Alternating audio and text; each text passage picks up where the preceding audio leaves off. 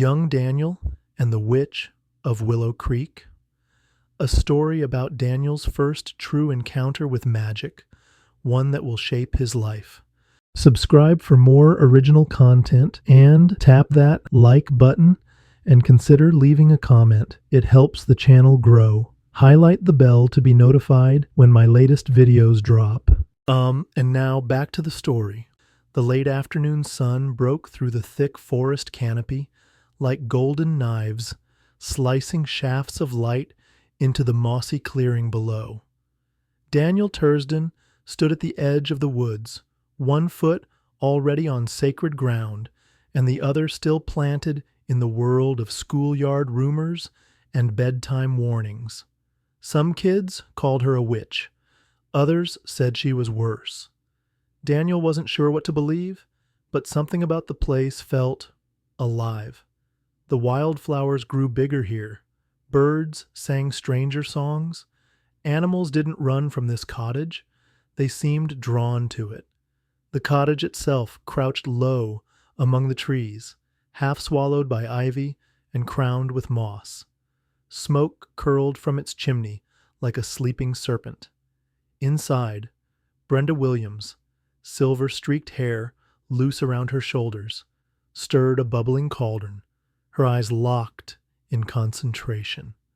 Perched on a branch that pierced the open window sat Magnus, a massive great-horned owl with eyes like burning amber. He didn't blink much, didn't need to. He watched. "We're nearly there, Magnus," Brenda murmured, her voice soft as silk and old as the roots beneath them. "The alignment is perfect today. We just need the final offering." Magnus's eyes flicked toward the trees. His feathered head tilted.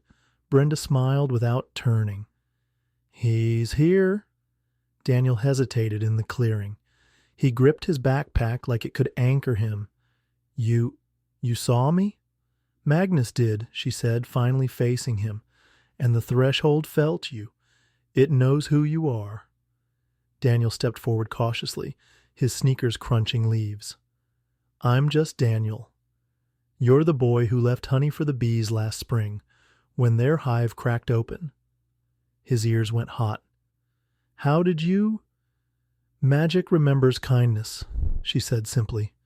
"Come, I need help." Daniel looked to Magnus. The owl didn't blink. He crossed the clearing. Inside the cottage, the air shimmered with incense and magic. Herbs hung like sleeping bats from the beams, and shelves of glass bottles caught the sun and scattered it in colors not found on any painter's palette. "What is that?"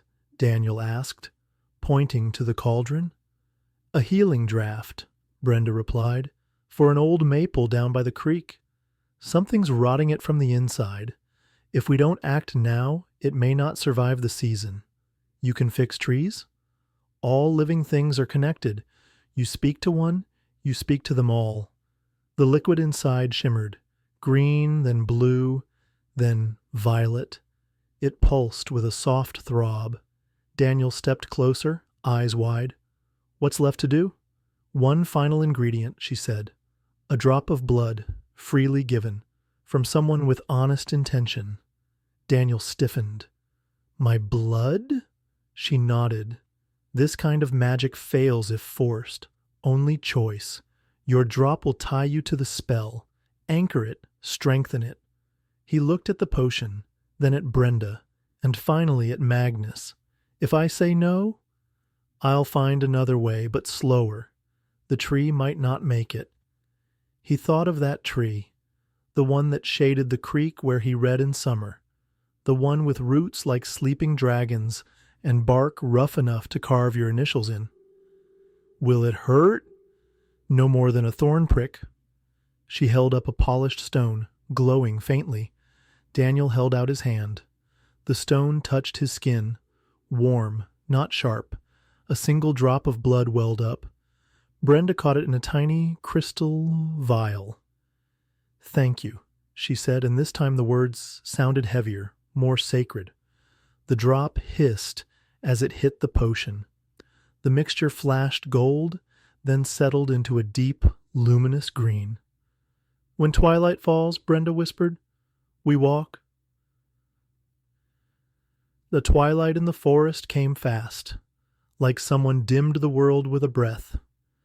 Daniel walked beside Brenda down the winding path.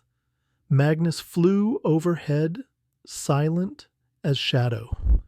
Brenda carried the vessel, its glow lighting the trail like a lantern made of starlight.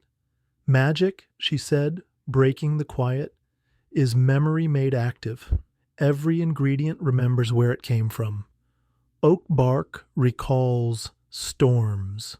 River water remembers winding paths.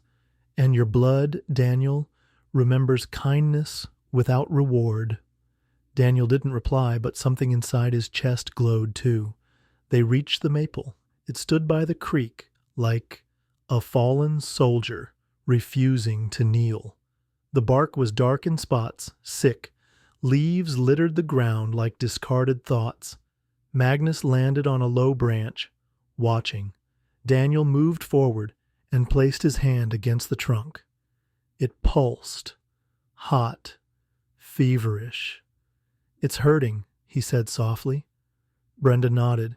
The balance broke. Now the forest weeps. She set the vessel down. Would you help again? Yes. He fetched creek water in a small clay cup, dipping it near the exposed roots. Brenda sang. No words, just melody. Old, older than English. Pour the water into the potion, she said between verses, and picture the tree as it should be. Daniel did. Full leaves, strong trunk.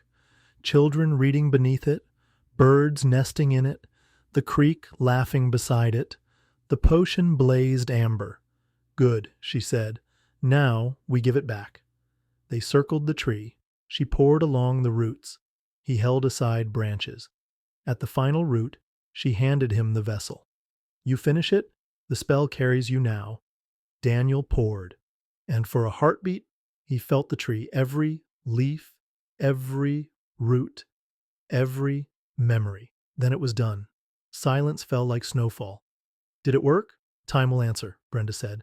Then a crack, a sound like old bones unbinding. Dark bark flaked, green pulsed underneath. Leaves twitched. Magnus hooted and soared. It's remembering, Brenda whispered. Daniel stared. Something was healing, not just the tree. Will it stay whole? He asked. That's up to the forest, she said, and those who care enough to help it. She looked at him, eyes full of quiet fire. You've made a promise now, Daniel. Will you keep it? He nodded. I'll come back. Not because she asked, because it mattered. As the stars lit the forest canopy, Daniel walked home with the witch and the owl. The woods felt different now. Bigger, older, alive. Magic isn't separate, Brenda said. It's the world remembering itself. And Daniel? He walked a little taller, because somewhere between a drop of blood and a whispering tree, he'd stepped into something ancient, something that would never let him go.